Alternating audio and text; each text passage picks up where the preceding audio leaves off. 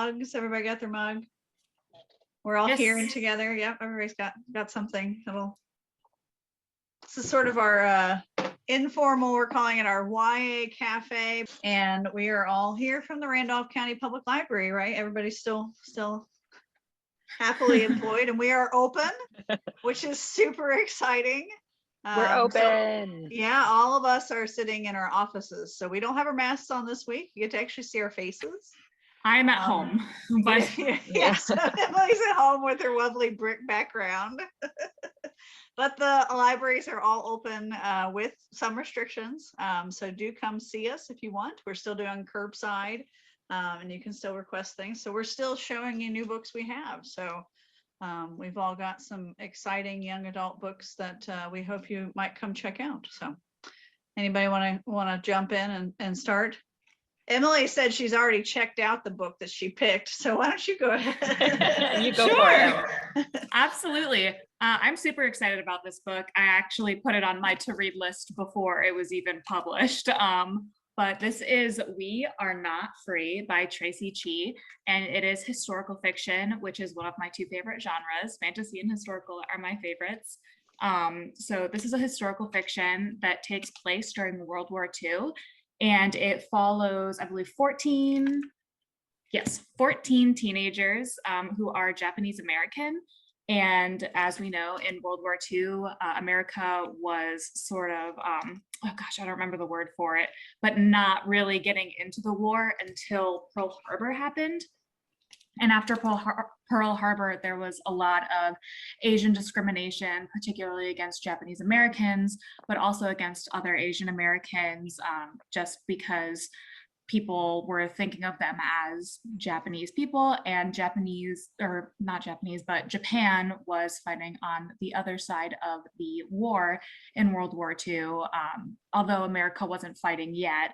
And when Japan bombed Pearl Harbor, America did something very bad and started putting Japanese Americans into internment camps because they believed that the Japanese were our enemy, regardless of the fact that these were people who were American citizens and they were Japanese American. They weren't associated at all with the war or anything.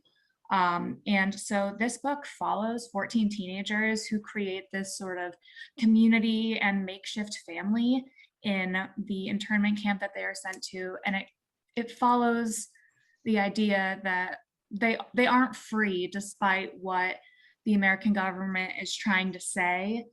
Internment camps at the time, they were trying to say, this isn't like captivity, this isn't like, they're still free Americans, but they're being forced into these internment camps. They're losing their businesses, being separated from their families and things like that. So this follows the story of the Japanese American and Asian American people who were put into internment camps, specifically these 14 teenagers, and the things they face and how they overcome it or don't overcome it, and the new sort of family they make.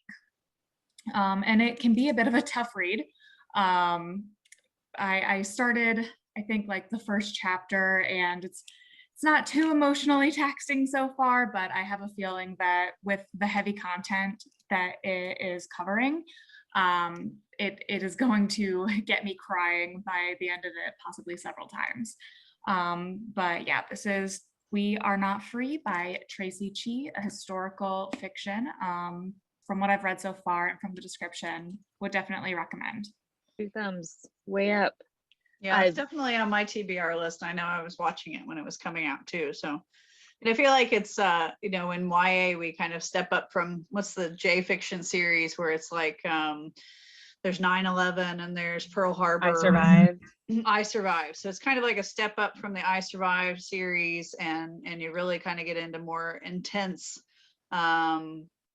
history, and it's stuff that really happened, and really talking honestly about what was going on, but able to put it into a fiction perspective so that it's a little easier to understand, because the reality of it is crazy. I mean, it's crazy to think that some of the things we were doing in the not so distant past, right here in our backyards in some places, is hard to grasp and hard to wrap your brain around. But I think some of these, especially YA historical fictions, are really kind of stepping up their game for bringing that conversation out into the public more. I guess I'll go next. I brought the Gilded Ones.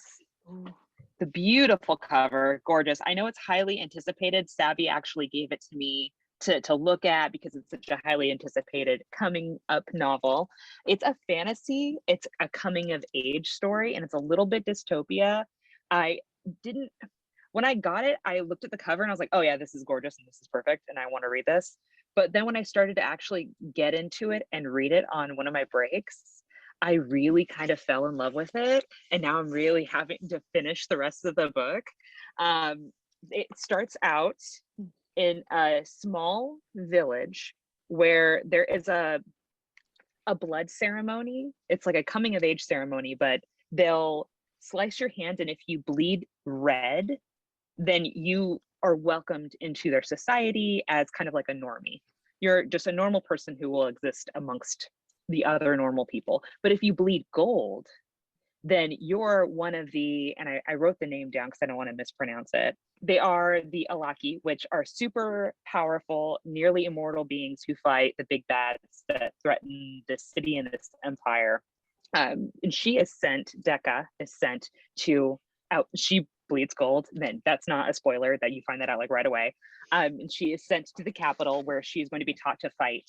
And there is a love story that's a back and forth kind of like a hate love situation, which is one of my favorites. It's written in the first person narrative, so you immediately get into her head, and she is so funny and critical and interesting, the way that she thinks. So really love Decca as a main character. And you'll kind of see that the village that she is sent to protect as an Alaki may not be in the right. It may be that the village that raised her was the problem all along. They treat some warnings. They do treat the women in this village quite poorly, and there are depictions of gore, fighting, and abuse that could be graphic to some. So that's just like a loose, warning to those who might be a little bit more sensitive to those things to maybe gloss over some chapters of this book. But amazing. It's the first in a series. Did I mention it's a series called Deathless? So we're going to get more of them, and I'm really, really looking forward to reading the rest of them. That was definitely Really, one really of those like books it. where I was like, what an amazing cover. I don't know what it is about the books we've been talking about lately. It's just like, I just want to pick it up. Like, It's no. gorgeous. Yeah. Oh my God, the colors, the gold, the pop, the gilded. It's just like, it's fabulous. So good. All right. Thanks, Savvy. Go next. Okay. So me being who I am, I have a scary book today. This is called Horrid by Katrina Leno. And if you can't tell, this is definitely out of the horror genre of YA. I've been looking at this one since it first got announced. Just like Emily is on top of her genre, I'm on top of mine. There's another book that's coming out with a similar cover that's also super highly anticipated, that if we end up getting it, is probably going to be one that I will talk about in our future YA cafes. But it's called House of Hollow, I believe, but it's a classic retelling, which is really cool. But this one is about a girl, let me make sure I get her name right, Jane. After her father's death, her and her mother moved from sunny California up to dreary Maine, which is always the setting of any good horror novel, into this old house. I couldn't figure out, it makes it sound like this house was in her family already and they just moved to it, but it's her and her mother, and they move into this house, and through her grief she kind of is exploring the house and finding all of these secret tunnels. It's apparently a very large mansion type house up in the historical side of Maine, and she finds a room with a secret inside. And It's definitely a classic ghost story, a classic haunted house type story. And one thing that I thought was very interesting about this book and its marketing is right on the inside, it says, "Is this grief, mental illness, or something more horrid?" So I really love that they are playing on that whole grief versus mental illness versus like classic haunting type of story. That's like one of my favorite go-tos. So I'm very excited. I have not started this one yet. I have it checked out and I will be reading it as soon as I finish Fable and Namesake, which I talked about last time.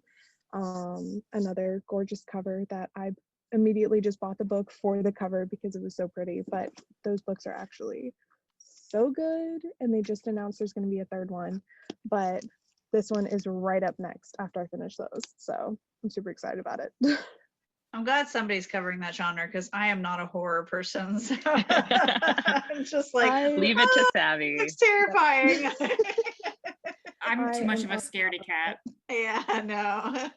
any horror novel, that's pretty much Dave comes to me and is just like, "Hey, do we have any horror novels coming out?" And I'm like, "Here's my list.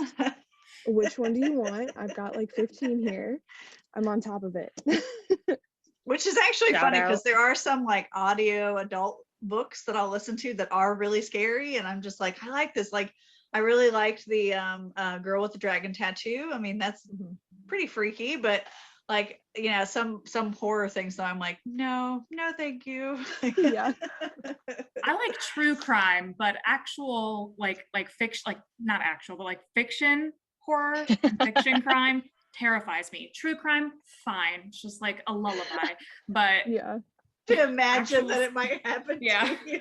Yeah. fictional stuff, no. I don't like that people can imagine that. All right, so my pick, like Emily, when I first saw this and I put it on our like to buy list whenever it comes out, I was like, I have to read this. The Left-Handed Booksellers of London, and it's by Garth Nix. And when I saw it, I was like, I don't know what this is, but it looks amazing. And so it's probably, we're looking at like 9th to 12th grade. It's kind of thick. It's about 400 pages.